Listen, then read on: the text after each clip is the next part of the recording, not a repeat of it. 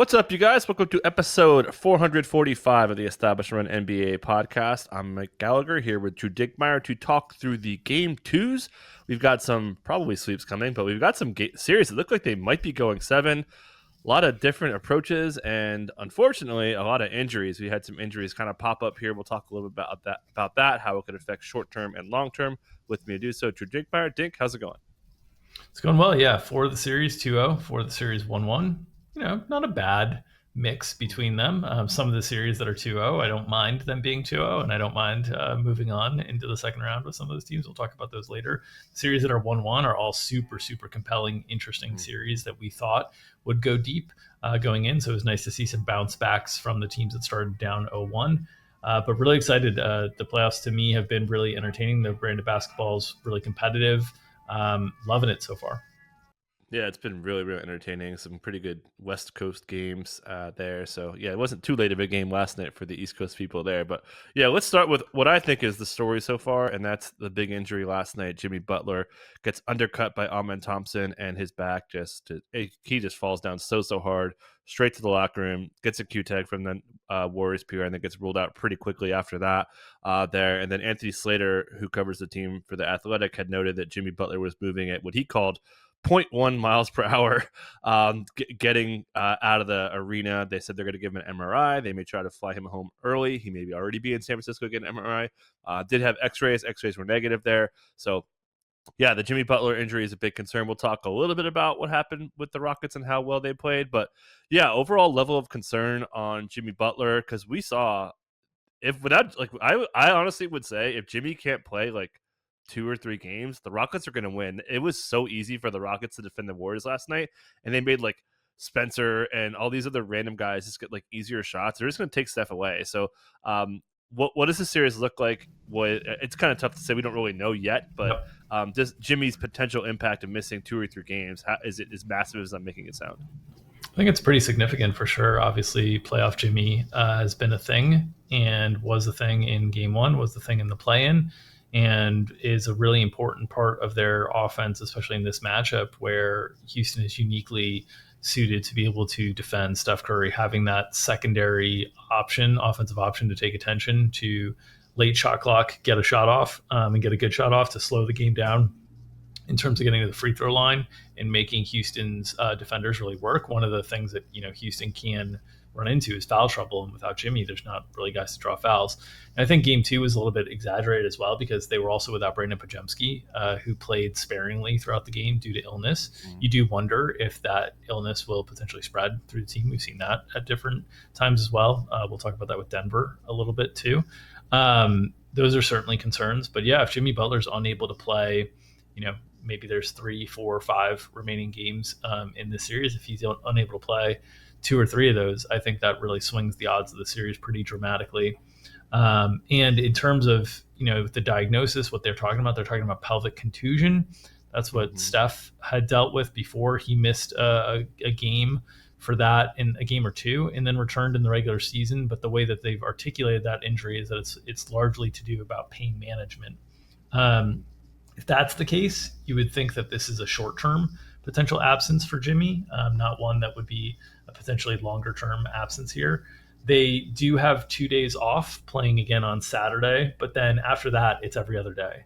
So this is their, never a good time to get an injury, but in terms of the timing, getting the 2 days up front before you return home to Golden State is potentially a little bit beneficial to Jimmy here. But my anticipation right now is that Jimmy will be listed questionable for game 3 at legitimate risk of missing game 3. And I think we'll have a better idea if he's unable to play game 3. I think we'll probably see game 4 or game 5 return. I don't think this is going to be the rest of the series unless the description that they're giving on the injury is incorrect. The initial diagnoses are incorrect. But it definitely looked like a more substantial fall than what Steph dealt with when Steph kind of nicked and then dealt with the pelvic contusion. It looked bad. And obviously, Amen just kind of lost his footing, got knocked down a little bit by Dre, kind of ran into Jimmy, undercut him. It just looked bad. So I'm hopeful we'll see Jimmy back in this series, but the Warriors can win a game or 2 without Jimmy in the series. The question is, can they win the 3 that they need without Jimmy? And I think that's where it gets hard. So I still think, the markets are still pricing Golden State as a heavy favorite here. I think they're like minus 175 to win the series from this point on. So the markets are expecting Jimmy to return for the majority of games, and that would be my expectation as well. Yeah, I'll say though, Jimmy had a really bad tailbone injury way back in 2021, and he like aggravated it, and so he suffered it like late November, and he played one game and he aggravated it again. So he only played one game due to a tailbone injury from the 27th of November till the 26th. So like he missed a month with the game in between because he did aggravate it. So I don't know, man. Like I think he's like you said. I think game 3 he'd be doubtful. I honestly say game 4 he'd probably be on the doubtful side of that. But yeah, it's pretty big concern. Like you said, I don't really have a lot of faith that they could really win 2 games without Jimmy. So I think that if they do miss 2, then the Rockets are really in the driver's seat. They played so poorly in game 1, and we'll talk a little bit about why they played better. It wasn't just Jimmy there, but yeah, pretty big concern for me, just because look what happened. The Warriors were like, I bet the Warriors over wins, and I was like, oh, I'm gonna win this easily. Oh, I'm so dead. And then Jimmy comes in and oh, we're good. Like Jimmy saved this team, and they structured their offense. We talked about what they did in the playing game, and they just gave him like a Luka-like role, had the ball in his hands, and that's the way they're running their offense. They talked a lot about that, how it threw him out of their funk, threw him out of their rotation, and they just got no depth. They gave up all their depth to get him. It's a huge deal to me. So yeah, I've got pretty big concerns here. Just given the fact that he if you can't walk, like it's gonna take you like probably a week to get like back to normal there. Are you betting on the Are you betting on the Rockets then? Because you can get plus 150 on the Rockets series at this point, which seems if you don't think Jimmy's playing game 3 or game 4, I would think that would be a bet. Yeah, I'm not betting it because I think Jimmy's going to return game 4, but and potentially game 3. I mean, the other thing about this stuff is like we'll see how sore he is the next day and different things like that. Mm-hmm. They got to travel back. But like that's a good price at plus 150 if you think Jimmy's missing games.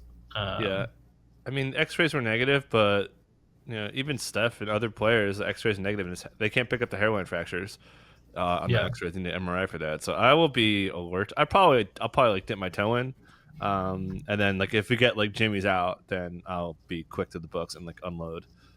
But let's talk some positives. Anything you want to just cover on the Warriors side? I think we kind of covered it. Like they missed Jimmy, no duh. Like when Pat Spencer's making a big impact. You want to talk about anything Warriors wise? We could just maybe talk about why the Rockets were better. Yeah, I mean, I guess the thing that I would say is just in general for the Warriors in this game, even without Jimmy, they struggled getting 2-point shots. They shot just 41% from the field on twos. I think that's going to be a natural impact of losing Jimmy. They still shot the ball fine from 3, shot almost 40% from 3. They were terrible at the free throw line. We saw Jonathan Kuminga return to action. It was kind of quintessential Jonathan Kuminga, sparks of really strong athleticism and offensive, contributions, and then like a little bit of like ball stopping and defensive lapses and different things like that. So it was like quintessential Jonathan Kuminga. They're going to need him to try to replace some of that Jimmy offense when Steph is off the floor. They got into some weird lineup iterations, obviously, like trying to replace both Jimmy Butler and Brandon Podziemski led to some really unusual combinations of players. But they at one point on the floor they had, I think it was like no Dre, no Steph, and maybe no Kuminga as well. It was like a really weird lineup that had very little offensive hope. That we saw a lot more Quentin Post. I think he's going to be necessary if they are without Jimmy Butler. We speculate if they had missed Podziemski in this game, if he was unable to go once we got that late Q tag, that they would start Post to get some size there. I think that makes sense to try to cut into some of the rebounding edge. The rebounding edge was massive again, 47-33 in this one for Houston.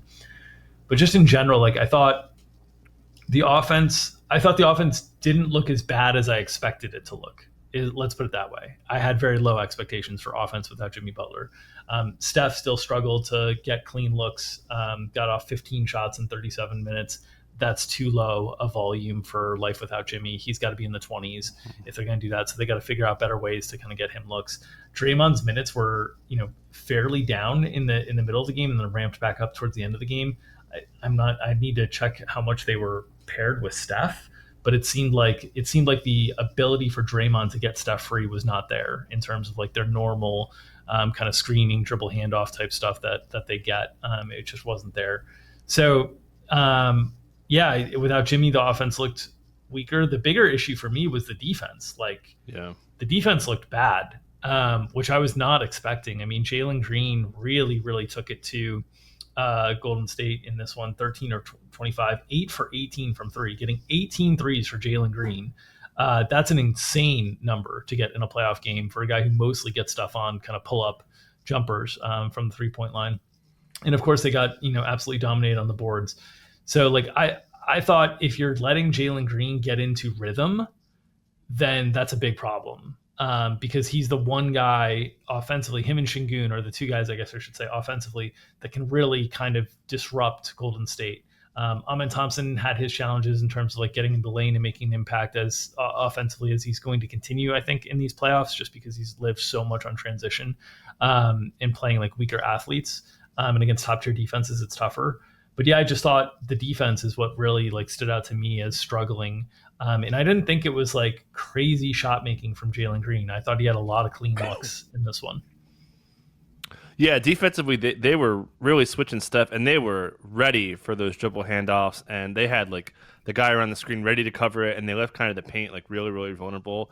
They knew it. Stan Van Gundy was talking a lot about switching every screen, pulling out Şengün. Even, I mean, I'll talk about Jalen Green more in a second, but I thought Şengün's defense was pretty good, man. Like he had a couple like sneak attacks on the backside of the play to like force jump balls and stuff. I thought Şengün was really good defensively, and like we talked a lot about like is he getting put out the court? Like it's kind of like a resounding no. His defense has been very, very good, but yeah, I mean Jalen Green was the story. 8 threes, ties a franchise record for a playoff game. Just the big dunk late in the game, and was in control. Obviously he had a couple shots. They were uncontested though. Step back threes early in the shot clock. Like, all right, Jalen Green, do your thing. You're hot. But just in control, and really was able to attack the switches he wanted. Certainly, they're trying to go after Curry, going after some of the weaker defenders there, and just the lack of rim presence overall, I think was a strength overall. But yeah, Jalen Green. This is the Jalen Green experience. You're going to get a game where he's awful, and they almost won it. And you're going to get a game when he's great, and when he gets a game like that, and he's great, and their defense is good, like they're going to win every time. And like you said at the top, like if Jimmy would have played, I feel pretty strongly that the Rockets would have still won this game, just because they were so locked in on both ends there. But yeah, obviously Jalen Green, if they get this version of Jalen Green, which is I would say highly doubtful, then they'd be in really good shape. But I did want to pivot to Şengün. I thought he was great, man. Like they were putting a little more pressure on him under the basket, but he was making the right reads, hitting the guys in the corners for off-ball shooting. Dillon Brooks had so many clean looks off Şengün passes, along with some other guys. Fred VanVleet had a lot of clean looks, missed them all again. Come on, Fred, get it going here. But yeah, I think Şengün, like I said, he's been very, very capable with his defensive role. And he has, like I said, that they're trying to play him off the court a little bit. It's just not happening. He's been very, very effective. Obviously, didn't have it from a shooting perspective, but the passing and the defense is just proving that he's like I said, it would have to be. It's so unlikely to me that he gets to play off the court. Not counting fouls, obviously. But if you want to add on Şengün and anyone else on down the line for this team. Thought he was great. Was a little bit surprised that they continued with the double big aspect. Steven Adams, 17 minutes in this game, so 6 minutes of overlap between him and Şengün. Still don't love those lineups. Still don't love the looks that they're getting there. I thought they got bailed out a little bit by Jalen Green's kind of one-on-one creation in some of those sets. Mm-hmm. Still, Tari Eason was great in this game. 6 for 9 from the field, makes both his threes, 14.6 boards in 24 minutes. I thought it's more of a Jabari series than a Tari series. I still think that, but Tari outplayed him yesterday. Jabari was still impactful, +5 in his 24 minutes, but the minutes got cut down a little bit by the double big stuff.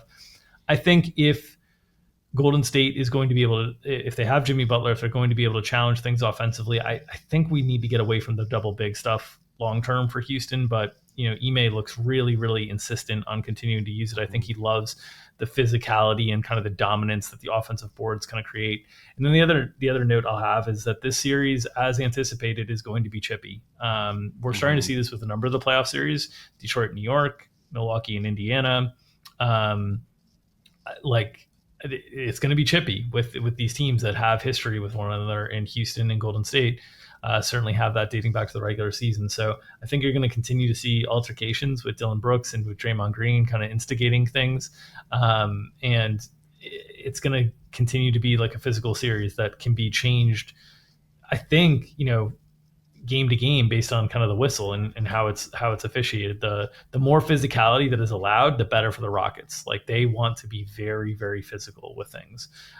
So I'm interested to see what Game 3 brings. I'm interested to see if Jimmy Butler is able to play in Game 3. Golden State's got a very good home court advantage normally, very good fan base. They really show out. So I'm interested to see how Houston, how all these young guys get their first taste of road playoff basketball because they're getting eased in a little bit. I think they should have won both games at home here, but going back to Golden State with a 1-1 split after this momentum of playing so well in Game 2, and with Jimmy banged up, I think they'll take that. But I really thought like Houston kind of, if you look at the totality of these two games, even the Game 1 with Jimmy, I thought Houston deserved to win that game with the shot quality that they got. So I think if you're a Houston backer, you got to be feeling pretty good about things. It's just like seeing this young team get a test on the road in Golden State is going to be important. Yeah, they did. The double big worked. It was plus 8 and 10 minutes yesterday after it didn't work in Game 1. But yeah, I mean, I don't know. I think it's a little bit of game flow and how guys are subbing in. Quentin Post really struggled. They were targeting him a bunch with Jalen Green getting bigs, getting Quentin Post into action. And that was something that, someone who bet a lot of Quentin Post stuff over the last couple of months, I was like, oh, God, here we go again. And that was kind of happening. But he was great. I thought Quentin Post hit some big shots. We'll hit 4 threes, I think. Yeah. So, yep. So any other Fred VanVleet, I don't know, man. Just this guy has just got to get going here. But yeah, anything else you want to add? Ahmed Thompson, the Thompson boys, man. Like we'll talk about Asar, but man, they committed some really stupid fouls. They've been awesome. Man, he was good on Steph again. Like Steph. Ahmed's contributing a lot defensively. It's just offensively, I think his game right now is a little playoff limited. He can still break down guys off the dribble, but especially when the paint gets squeezed, it's a little bit tougher for him to finish in there, and then not getting any of the transition stuff that you usually get in the regular season. So it's been a little tough for him. They did run a really nice inverted pick and roll with Şengün and Amen. They got a lob late in the game that was really sweet. Would like to see more of that as Amen a little bit as a roller would be fun, especially against the smaller Golden State front court because he can just out jump everybody. But yeah, I thought the only other note that I had was like Gary Payton being de-emphasized in this one. Only 12 minutes for Gary Payton in a game that Jalen Green was absolutely cooking. Assume that those two things are somewhat related in that if like Gary Payton can't slow down Jalen Green, what is the point of Gary Payton? But I thought that was kind of notable as well. It also might be reflective of like, hey, if we don't have Jimmy and Steph out here, we got to be really careful about how many non-offensive players we're putting on the floor. And I thought that might be like another issue for Gary Payton that's tied to Jimmy Butler a little bit. Like Jimmy Butler allows you to play some of the non-offensive players a little bit more because he can just isolate and get something late shot clock. But if it's just Steph out there, you need a little bit more help. So that was kind of notable for me, was just that Gary Payton was a little bit de-emphasized in this one. Any thoughts on why that was the case?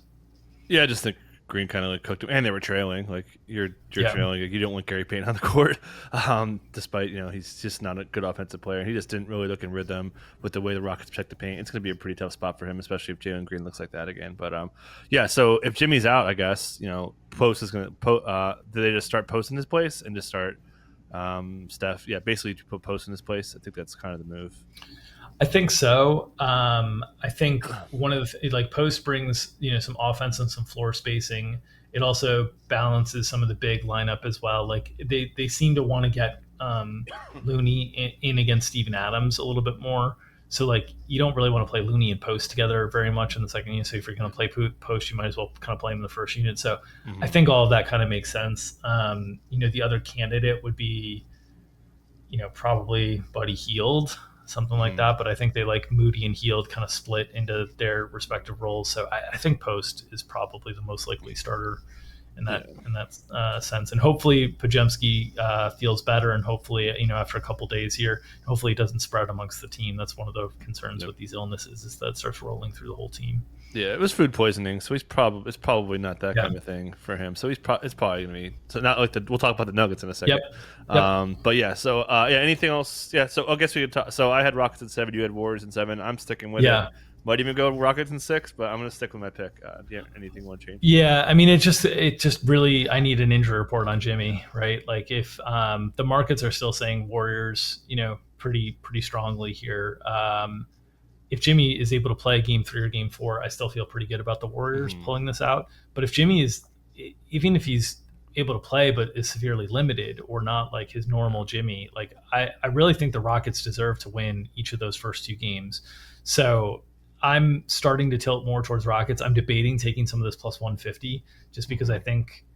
I think the price is like almost not including any Jimmy out. Like I Yeah. think just like based on the way Houston played those first 2 games, I gotta feel like I don't know. I like this is basically a little bit better than the series price that Hmm. you got to start, and I understand the Rockets lost home court advantage, but I thought they played really well in those first 2 games on the Hmm. whole. So yeah, I'm hesitating, and I might take some of that Rockets plus 150 as well. Yeah, I'm with you. Let's go to the Lakers here. Obviously, a tremendous bounce back performance, defensive masterclass. Really turned it up, put the pressure on Ant. And the big stat here, as I'll go off my matchups here, we talked about how they got killed on wide open 3-point shooting. I'll get the exact stat, but I remember they were 1 of 12 in game 2 on wide open threes. I think it was 19 to 27 in game 1. They were very good, and they were able to close out guys there. And yeah, 1 of 12 on wide open threes, 19 to 27. So shout to memory. But yeah, and then anything else you noticed that was the story. The Wolves defense is great. I don't think there's anything really to talk about there. But what did you see from the Lakers defensively to just snuff out this Wolves offense? Yeah, I think they mixed up coverages a little bit more. I think that was something like the timing and the rhythm. I know Steve Jones of the Dunker Spot points this out a bunch, but like the timing and the rhythm of when they brought some blitzes, when they played at the level, when they played drop, I thought was better in terms of giving some different looks. Where they brought the help from was also a little bit more diversified than it was in game 1. So I thought they did a good job there. Obviously, JJ talked a lot about them playing with more intensity, more force. I think they did that. That's natural for teams that are down 0-1 at home to come out and play with more energy. They basically won this game in the first quarter, right? 34-15 in the first quarter. After that, right, Minnesota really shuts down the Lakers offense. After that, the Lakers just scored 60 points offensively after that first quarter. So I think that's the concerning part for me if I'm a Lakers backer, which I am. It's just like we got a really big first quarter that was built off of a combination of like coming out with the right intensity. Also, a lot of fouls early in that first quarter that kind of like allowed the Lakers to get into the rhythm at the free throw line. That gap ended up the opposite at the end of the game. Minnesota actually ended up taking more free throws in this game, but shout out to the Lakers going a perfect 20 for 20 from the line in this one.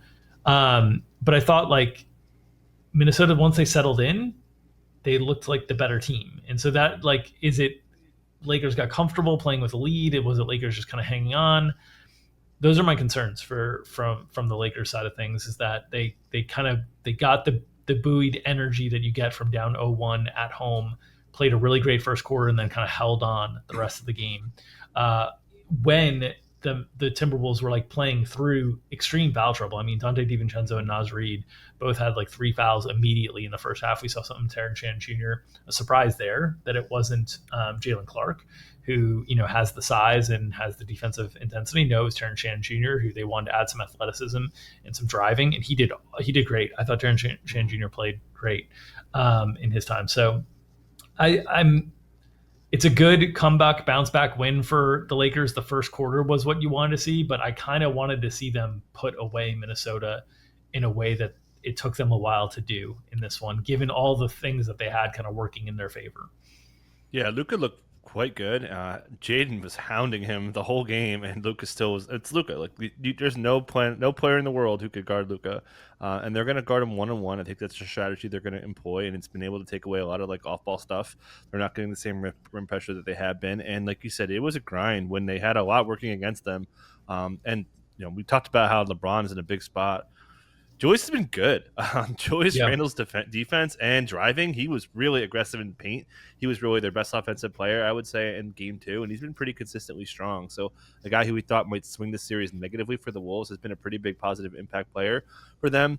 And then the other note was that I had that I wanted to talk about was Mike Conley cut down a little bit, cut down pretty early in the second half as they went with more Nickeil Alexander-Walker. Hey, Nickeil Alexander-Walker +8 in 29 minutes Yep. there. So Yeah, we've always talked. I thought that was kind of like the one adjustment that I don't think they're there yet. You know, they just lost a game. They weren't prepared for it. Chris Finch said they were quote unquote turning down threes all night long, especially late. That was like a really big story. They were kind of trailing and they were still like not shooting threes.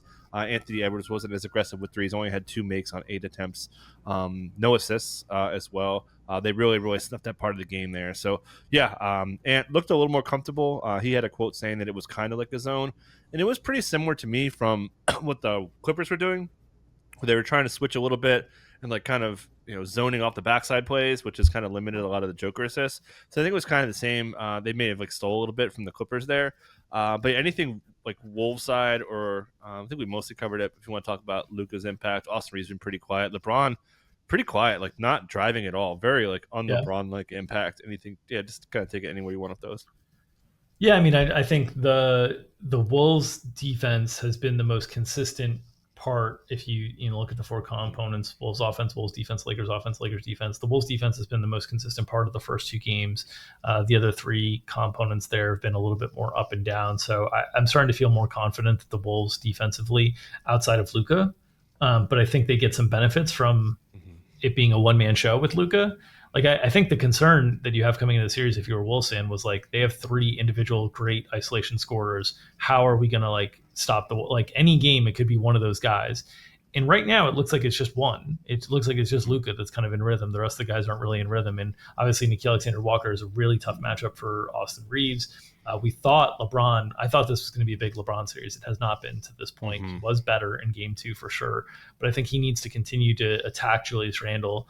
The thing is, Julius has size and he's comfortable being physical. So LeBron's size is not going to overmatch Julius. It's can he work to get Julius out of position and then attack and drive at angles that he'll have on Julius. And so far to this point, he hasn't been able to do that consistently. Rudy Gobert also de-emphasized in this one, just 29 minutes, despite Naz Reid being in extreme foul trouble, despite Jaden got into foul trouble very late in the game, but like Rudy's just being de-emphasized a lot, and he did well when he was out there defensively on Luka. Like I know, he also had the highlight reel steal and lay-in that was great to see Rudy get, but the minutes are getting de-emphasized a little bit. Jackson Hayes also could not stay on the floor, 5 fouls in 9 minutes. Jared Vanderbilt did not see his role expanded, so we continue to see like the Lakers basically relying on 6.5 man rotation here with Gabe Vincent and Dorian Finney-Smith picking up all the minutes off the bench.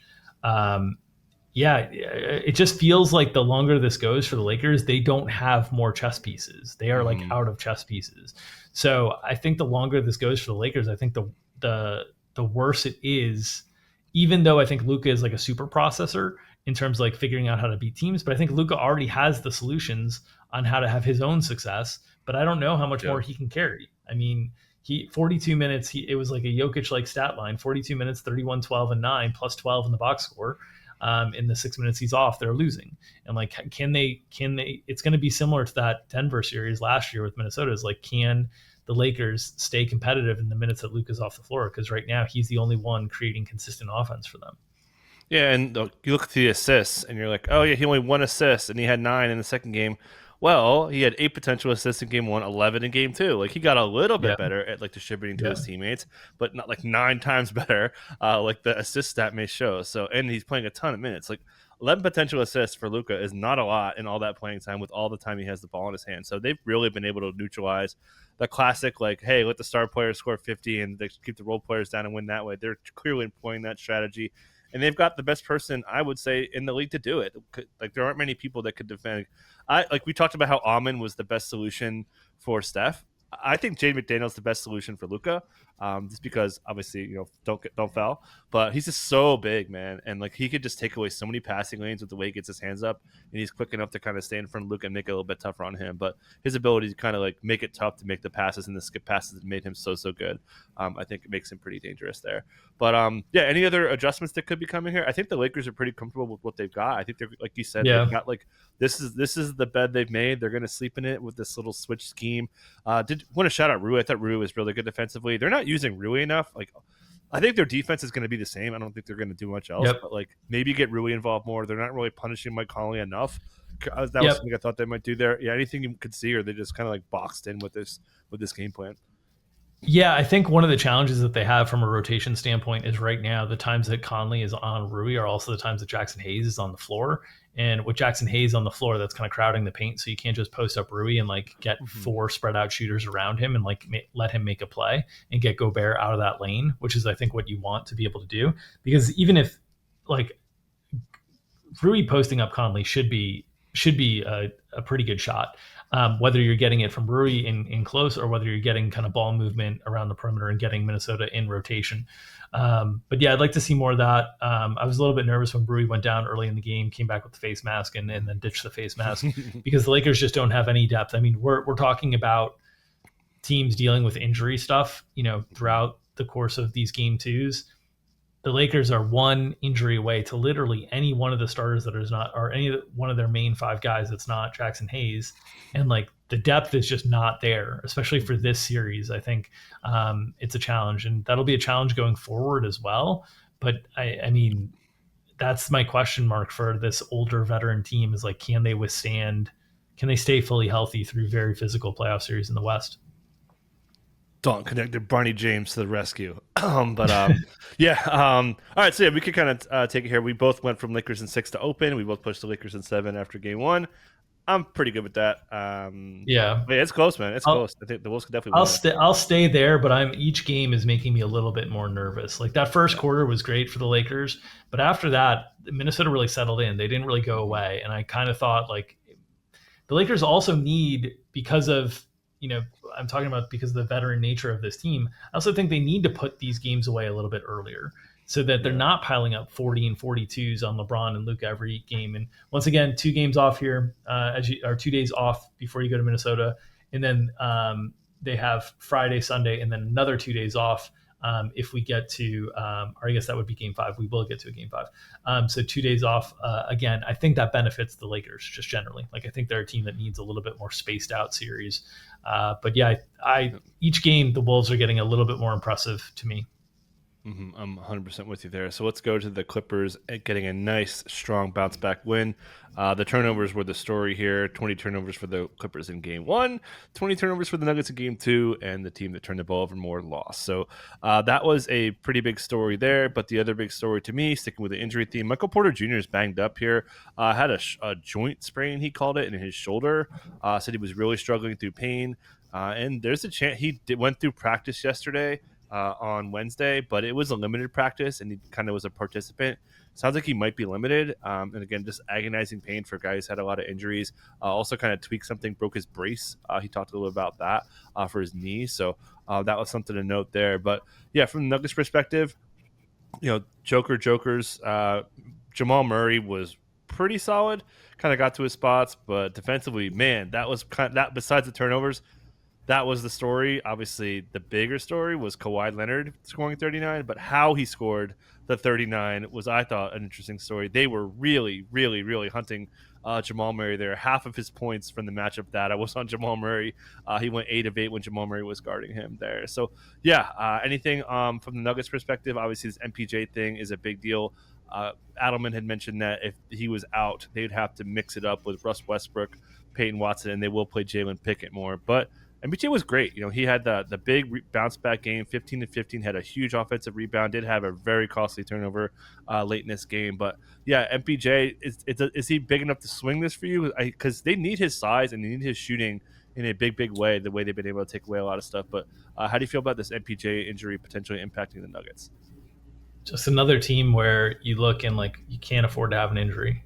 They're just not deep enough to really survive an injury in the Western Conference. And you had that whole broadcast where they're talking about Aaron Gordon's calf. The whole broadcast, the broadcast team was touching on, Dave Edelman is not sure how long it's going to hold up, not sure how it's doing. Like they tried to manage it all season long. And then you see like Michael Porter Jr. grabbing at his shoulder and getting subbed out late. And it doesn't look like it's, offense, defense. It looks like it's a legitimate injury sub. And you're like, okay. And then you've got Jamal Murray, who's battling an illness, and Dave Edelman talking about how the illness has kind of gone through the whole team. And you're like, okay, that's a lot of bullets to dodge here if I'm a Nuggets backer. When, the next in line option to pick up a lot of minutes is probably Peyton Watson or Jalen Pickett. And if you lose 2 of these guys, Then are we, breaking glass in case of emergency with Julian Strother, who has not played much in the second half of the season, dealing with his own injuries and then getting kind of nixed out of the rotation. So yeah, the Nuggets kept this close again. It looked like the Nuggets were going to, do their championship-esque magic at the end of the game and kind of pull out a game that felt like they had no business being in once again. But the Clippers and Kawhi hit some big shots to kind of swing it. Jokic had some really uncharacteristic bad mistakes in this one. He had the thinking the shot clock was going down, just kind of throw it at the hoop, lost possession there, that he misinterpreted Jamal Murray's signals. He bricked a bunch of free throws. He was just 6 for 10 from the free throw line. In this one, he had 7 turnovers. It was not a good Nikola Jokic game, and they were even in his 43 minutes. If they're even in his 43 minutes, they're usually losing the game because they're usually not winning the minutes that he's off the floor. That was kind of the case in this one. But again, for Denver, just relying so heavily on this main starting unit. And if they run into the injury issue, you just wonder if they're able to kind of get through. They're playing tonight, had 2 days off after game 2, and then they get another 2 days off between games 4 and 5. So there is a little bit of rest built in for the Nuggets here, and they'll potentially need it because they're dinged up. And I mean, I felt the Clippers outplayed Denver in both those games in altitude in Denver. I feel like Denver's kind of lucky to come away 1-1. I'm expecting the Clippers to take care of business at home here and put a lot of pressure on Denver, going back to Denver 3-1. I think the Clippers are the better team. I think they have more chess pieces to play. I think getting out of altitude will allow them to extend their starters a little bit more, which will also help. And I think that the Nuggets are maxed out. I don't think they have different ways to play. I know Peyton Watson is talking about how he can guard Kawhi and different things. There's limitations to Peyton Watson being out there in terms of offense. And so I am not super optimistic of the teams that have gone through at these 1-1 series points. I think the Nuggets are the team I'm probably the most pessimistic on at this moment. I'm with you, man. And then I talked about how Peyton Watson, Russell Westbrook, and Jalen Pickett aren't really great options. You know who I don't think is really a great option in this series? Christian Braun. He looks so small out there, and his strengths are just not suited for this series. He's a transition heavy, catch and shoot heavy player, and that's what the Clippers are so good at taking away. So there's a lot working against Christian Braun, and you're going to have to play him 40. So I don't really like that either. So yeah, I think there's really a lot working against them. So yeah, they've got to get these guys healthy. Aaron Gordon ticking time bomb is a concern as well. But anything on the Clippers? I mean, Kawhi Leonard on. We were trying to figure out why the minutes were light in Game 1.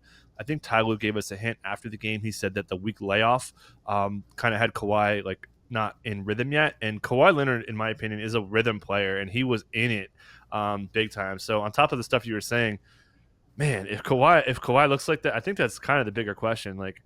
Can they beat OKC? I think they got it. I feel pretty good, which is pretty foolish to say because it's Joker. But I don't know. I feel very comfortable with the way the Clippers have controlled this game. If they didn't turn the ball over a little bit too much late, I'm pretty comfortable here. So yeah, thoughts on and then one other couple notes. Interesting rotation tweak, which I thought Ty Lue was kind of wild for doing. He subbed out Zubats early in the first quarter, and then kind of with Joker out there, and then had Zubats against. That was wild. Without Harden. Yep. That was the other interesting part. The other interesting part of that was it was separating James and Zubats and playing Zubats more with Kawhi. And I think it was interesting because obviously James struggled a little bit more in this game and Kawhi was great in this game. And Zubats' screening is a really big deal in terms of setting up easier looks for those two guys. I thought it was interesting in the sense that they're basically saying we want to get Zubats minutes matched up against the smaller Nuggets as much as we can because we have an offensive hub in those minutes to control. And we're going to have to hang on with Ben Simmons or Batum on Jokic at some point in this game anyway.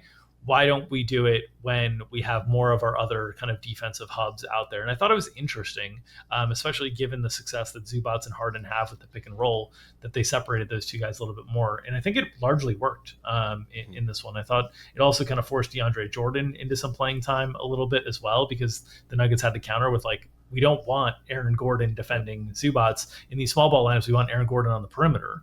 So now we got to bring DeAndre Jordan into the mix. And I think, generally, I think that's a win for the Clippers as well. So I thought it was an interesting rotation wrinkle for sure. one that I think worked out pretty well. Chris Dunn was once again really good in this game defensively. 3 steals and a block, hit the boards with 6 boards as well. So he got that de-emphasized Derek Jones Jr. a little bit. They continue to split the full 48 there. Ben Simmons a little bit de-emphasized. Bogdanovic got a second rotation, which I did not expect after the poor first rotation. Still, I don't think he's made a shot this series. Really, really struggling with his shot. But the other thing to me in this game in the fourth quarter, Norm Powell, a couple of big floaters in the fourth quarter, and I just wonder if that will help Norm Powell get some rhythm, because he's been so out of rhythm since he's returned from this injury, been really, really struggling offensively. And I think it's a testament to the Clippers' ceiling that, like, what if they have Norm Powell functioning as he was early in the season? What do they look like? Because we have not seen that since he's returned from the injury. I'm kind of hopeful that, that fourth quarter, a couple big buckets, really key buckets, 2 floaters that he hit in that fourth quarter to kind of lock things down. I'm hopeful that gets Norm going, because he's been struggling quite a bit with his shot.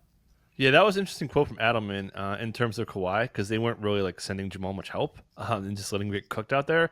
And Adelman said, like, he was asked like why they didn't do that, and he's like, hey, we kind of didn't want to leave guys like Norm Powell like wide open, which is, Norm has been awesome this year. So I'm with you there. So yeah, I think we both stuck with Clippers in 6 the whole way. I'm rolling with that. I feel pretty good about that pick. Sounds like you agree?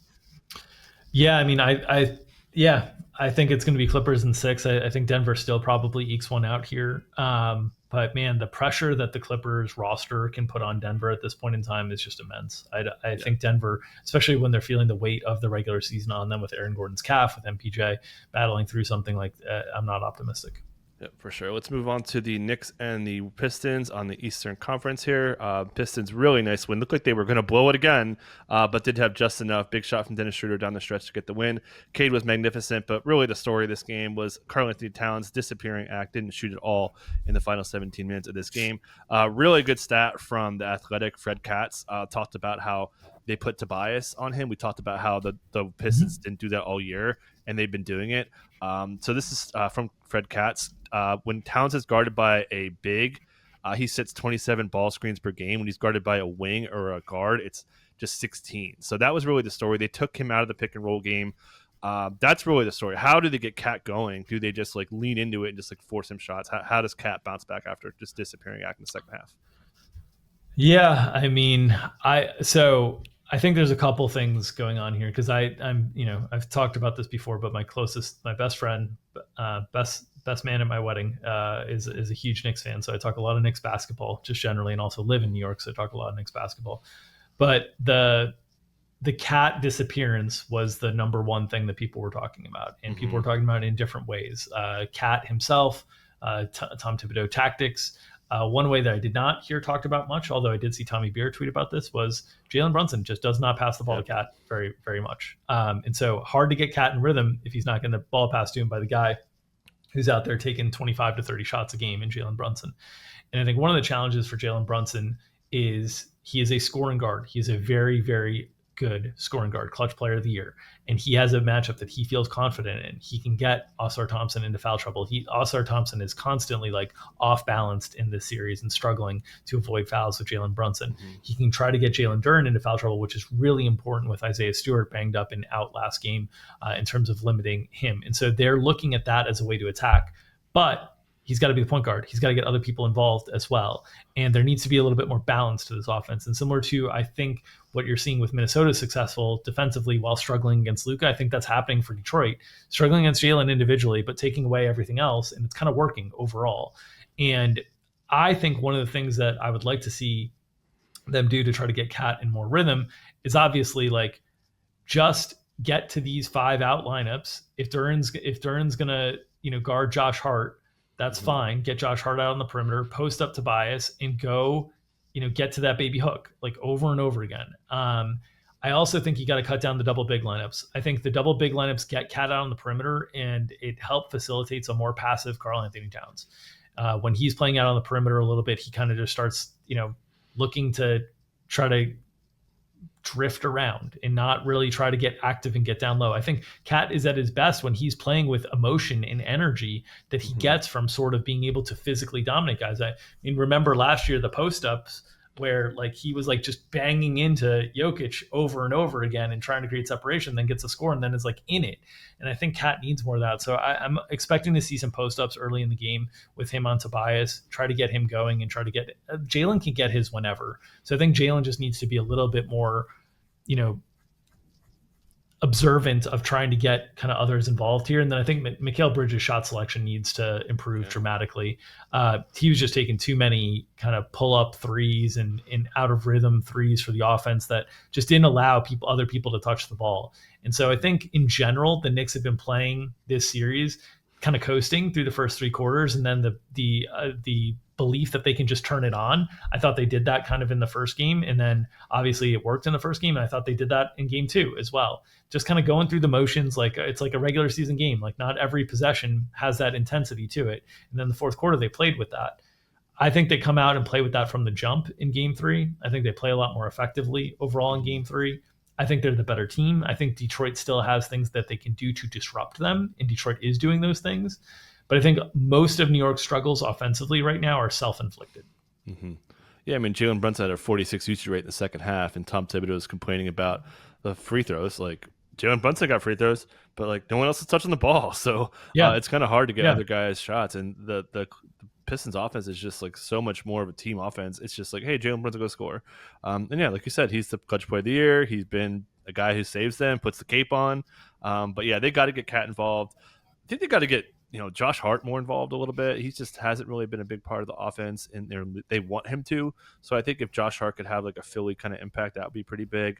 We saw OG Anunoby kind of cool down a little bit as well. But yeah, it's just a little bit tougher for them. But I mean, they gotta get Cat going. They controlled the paint, and then the other thing too. The Knicks win so many games because of rebounding. They're not winning the rebounding battle, and that was kind of why I was on the Pistons. The Pistons rebound really well. They control the paint. Obviously, Jalen Duren's stats don't pop, but he impacted the game so much. His help on Cat, his help even on like Schroeder, and just being able to not leave guys like wide open with his length and agility. He's been awesome there. And then just on the Pistons offensive side, they didn't shoot the ball great. Obviously, the free throws were big, but I thought they put themselves in position. I thought Cade, man, like I mean, I don't. If they win this series, I've got so much respect for Cade, man. He's so composed. Like we talked about like Jalen Green. The lights were too bright. Like Cade has looked like he's been in the playoffs like every year with the way he's able to get to his spots and kind of like read the defense. He's been awesome there. And then just to know Asar.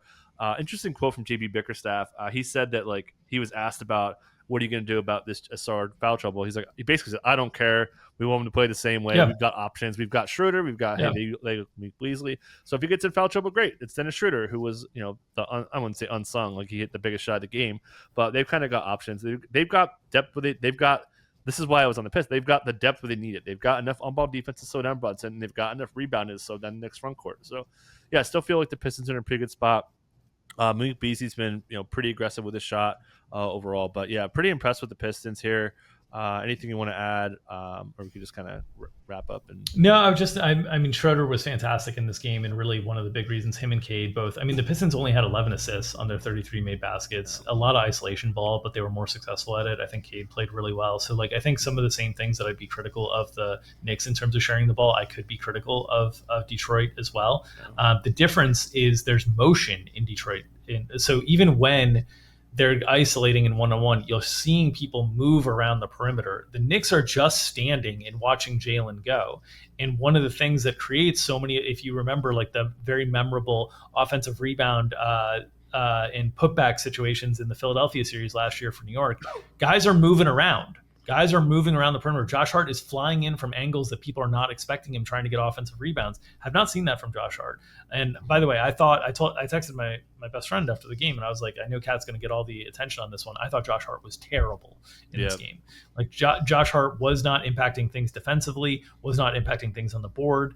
Like when the Knicks play at their biggest and their toughest, Josh Hart is at the top of the list in terms of being physical and having his presence felt. He usually plays that way at home. He benefits from the Madison Square Garden crowd quite a bit. So I think both Karl-Anthony Towns and Josh Hart both have to play a lot better if the Knicks are going to get one of these next two games in Detroit. I think they do. I think we're going to go back to MSG for Game 5 2-2, and I still think the Knicks ultimately are going to pull out a tight series here. But I really have been impressed with the way the Pistons have kind of been resilient, and they do have what seems to be more options than the Knicks right now in terms of the bench unit with Dennis Schroeder, with Malik Beasley. Isaiah Stewart didn't even play last game, and we'll see if he's able to return for Game 3. But just generally, I think the Pistons have shown themselves well here, and I think the Knicks have kind of coasted, and I think the Knicks need to get to playoff intensity before the fourth quarter in Game 3 or 4. Yeah, man, it's so close to being 2-0 Pistons here. And then to your point about Josh Hart, the guy he's been guarding has been it's a toss up between second best Piston, between Jalen Duren and Tobias Harris. Tobias has been great. Yep. I mean, obviously the defense, which we talked about, but his offensive, he's getting to his spots, he's rebounding on defensively, everything. He's been just so big. And I mean, the Sixers, man, they've got to be feeling it. Hey, Tobias has been pretty consistent all season. He's been, we talked about that being like the worst contract. Like, maybe not. So yeah, we both went Knicks in 7. I think we stuck with it. Do you want to swing it? I think I'm good with sticking with it. I'm still there. there. Knicks in 7. Yep. All right, so that kind of does it. One more. That does it for the 1-1s. But the Pacers, who've been quite good, and actually to tie in the last series, the wide open, the two teams with the fewest wide open attempts have been the Pistons and the Knicks. The Pacers are getting so many open looks against this team. That's been kind of the story here. Certainly Halliburton's been quite strong, but the Pacers offense is just easy money. Like, they just look like they're playing against like the Hornets or something.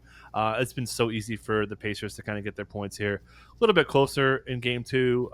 Dame did return. We'll talk about that. But what have you been seeing from the Pacers offense to just look so steady is really one of just drum beat. You kind of know what you're getting. Their offense has been just steady as she goes the first couple games. Yeah, there's just no dribble drive containment whatsoever for Milwaukee. I think Milwaukee's defenders are pretty consistently on their heels. They're also going under screens quite a bit, and like I think they don't trust their side to side lateral agility to stay in front of guys, so they're trying to go under and force kind of early shots instead of Indiana moving the ball. And Indiana's been very patient and basically saying like, no, we'll still find our way to get kind of clean looks. The offense has been very easy, as you alluded to, and very in rhythm. So we'll see if Milwaukee can change the context of that when they get home here. From an offensive perspective, last game, Milwaukee shoots 40% from 3, 50% overall. They did turn the ball over 15 times. They got to clean that up a little bit, but generally like a pretty solid offensive game. And it doesn't matter when the opponent, gets up 36 threes, makes 16 of them, turns the ball over 8 times because there's no pressure on the ball whatsoever. Like, the Pacers are just completely in rhythm. So yeah, I think Milwaukee, we'll see in Game 3 if they can come out home court down 2-0. Those are usually really good spots for teams to rebound and play well. But Milwaukee's also looking like they don't have a lot of chess pieces on the board because Brook Lopez has really struggled in the series, which I know a lot of people have said like the speed and the agility for the Pacers is a really tough matchup for Brook. It is, but he did fine in this matchup last year. As a year older, he played a lot more minutes this regular season. Like, the Bobby Portis suspension, they really had to lean on him quite a bit towards the end of the season. I don't know if he's just like a little bit burnt out, but he has not looked great. Bobby Portis was really good in Game 2. They need that kind of offensive effort, both on the boards and the scoring punch, because Dame looked a little bit out of rhythm, which is understandable, totally understandable. Shocking that Dame played 37 minutes, but not surprising that he only scored 3 points in the second half. That the conditioning and the fatigue, I'm sure, kind of caught up to him. Yeah, I think that's two things we're watching. One, what does Dame look like here? Certainly first game back, 37 minutes, 18 in the first half, 19.8 usage rate. Couldn't make anything off pull-ups. He did not look comfortable there. And his touch time was way down. 4.5 minutes of touch time with all that minutes is extremely light for really any point guard. So he did not look like himself there. So that's the big question.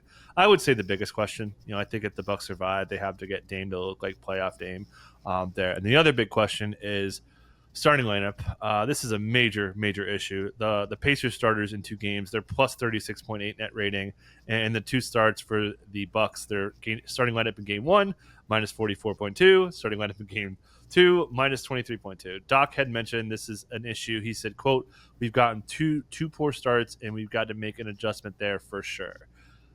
What is it?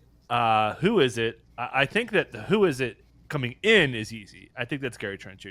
I think he's kind of got to get in there. He gives Yes. he is kind of the other Halliburton option that they have besides Ryan Rollins. They've been using Taurean Prince, which makes no sense. The Yep. Pacers offense is just, like I said, just so clicking. They're getting so many clean looks, and they're making them 78% effective field goal percentage on 45 jumpers. They have the highest assist percentage in the playoffs so far. Just like I said, so easy offense. So I think Gary Trent should start. I would say the favorite to me would be at Taurean Prince's expense. Taurean Prince is a wing defender. You're playing him out of position. Yep. Like, I think that's the move. I don't as much as people want to make a meme out of Kyle Kuzma, and as much as we want to bury Brook for being so poor, that sounds like you're on the same page. Do you think that's what Doc does in game 2? Yeah. Game 3. 100%. And Kuzma was better in game 2. I mean, it's hard not to be better than doing literally nothing on the floor to help your team win in game 1. But Kuzma can play in transition. Kuzma has some switchability. Like he's not great, but he's a better option than Taurean Prince. And you're not going to play the big jumbo lineups with Giannis and Bobby and Brook. I don't think you're replacing Bobby with Brook. So, yeah, I'm there. Yep. And so I think we both wound up Pacers in 7 on this one. So Dame's back, and we were like, oh, Dame, we recorded like, oh, Dame's back. Oh boy, no, I don't know. So I think we're kind of sticking with our Pacers in 7 here. Anything else that you wanted to know? Should mention Aaron Nesmith is really good. Just to kind of shots. Nembhard. Nembhard was really good on both sides of the court there. But anything you want to just add down the line, or are you still Pacers 7? I mean, I think now you're starting to look at Pacers 5. Yeah. Like I think that's where you start to look. I'm hopeful that Milwaukee can make this a series with Dame back, but they've just looked so comfortable offensively. So yeah, I think it's starting to trend like a shorter series, but I'm hopeful that Giannis and Dame can make this a longer one. This series is getting feisty too. I mean, these two teams do not like each other, so I hope it goes long. For sure. So then the series look like they're going to be over. Certainly the one big story here is Jason Tatum, bone bruise in his wrist, did some stuff at practice, called day to day. I don't know, man. Like, they're going to beat Orlando, like, at most 5 games. And then I think, so that's the downside. But on the plus side, holy crap, Jaylen Brown looks awesome. We talked about, like, the knee concerns, the injection. He's been great. So do you agree that Jaylen Brown's kind of, like, quote-unquote back? I will add, though, you play 40 minutes a night, over a long period of time, like, that's going to add up. So thoughts on the health of Jason Tatum and Jaylen Brown? Yeah, I think it's important. I think one of the things you're going to see throughout these playoffs is like the wear and tear builds up. And I think teams that can end series quickly, I think it's going to be important for them. And these are the teams we're talking about now with, OKC and Boston and Cleveland in terms of can they end series quickly. Jaylen looked great last night. Tatum, it doesn't sound like it's a long-term concern. So I think they'll be able to get through the series. Maybe Orlando can push them, but Orlando just is really, really limited offensively. And so if they can get enough offense out of Jalen, KP, and Derek White, then they're fine. And that it seems like they can. So yeah, I'm not super concerned about Boston. They'll get plenty of time off, most likely to heal up. And then for the last part of these 3 series, the kind of 2-part question, who's most likely to sweep? I think it's an easy answer. Of the Thunder, Cavs, and Celtics, and of those 3 teams, has anyone impressed you the most player-wise or coach-wise? Yeah, I mean, I think the most likely to sweep is the Thunder. They're dominant. They match up really well with Memphis. I think they're the most likely to sweep, then Boston, and then Cleveland. Like Spo and Miami are playing these games tight. Miami's right there in these games. I think Miami's going to get one at some point here at home in these last 2. But yeah, in terms of I think I've just been impressed with OKC's like kind of attention to detail, and Jalen Williams has played really well in these first 2 games after a really disappointing playoffs last year, and he's looked like really committed to being an offensive like aggressor and like really kind of taking that lead. And I think that's been great for them, just getting him in rhythm. Chet's been great. Everybody's been really good. Caruso's super, super impactful. So, I mean, OKC just looks like a juggernaut, and they're going to have the advantage of everybody in the West fighting through and grinding through round one, and OKC looking like they're cruising through round one. I think that's going to that add up for them, for a young team that's going to be less worn down than everybody else. Yep. I would say the most impressive to me was Donovan Mitchell. Like that game was slipping away. Like they were like, oh God, here comes Miami again. Donovan, playoff Donovan, man. We were reminded that he is one of the best playoff performers in the NBA, and he almost saved them. So I would say Donovan Mitchell being impressive, putting the game away, was number one, and my number two would be Dagnall. Like, I mean, this team is just the Grizzlies were first in percentage of points on fast break. They're last and by a lot in the playoffs. Like they have just taken away all the strengths, and I think they're going to sweep them like quite confidently. I can't believe that line was plus 165. All right, so that's going to do it for today. Anything else you want to mention to get us out of here? Now, as always, if you are listening and enjoying these podcasts and you want to leave us a rating and review, that's very helpful. iTunes, Spotify, wherever you get your podcasts. If you're interested in checking out any of our premium content, you can go to establishedrun.com/NBA-subscribe for more details on our premium product offerings on the DFS side or on the prop side. I would love to see you join us over there, but we'll keep doing our thing. We'll keep talking twice a week as we break down these series. By the time we get back next week on Monday, I'm sure there might even be a series that's done. But looking forward to this first round, which has been really good so far. All right. Appreciate you guys. Catch you guys next time.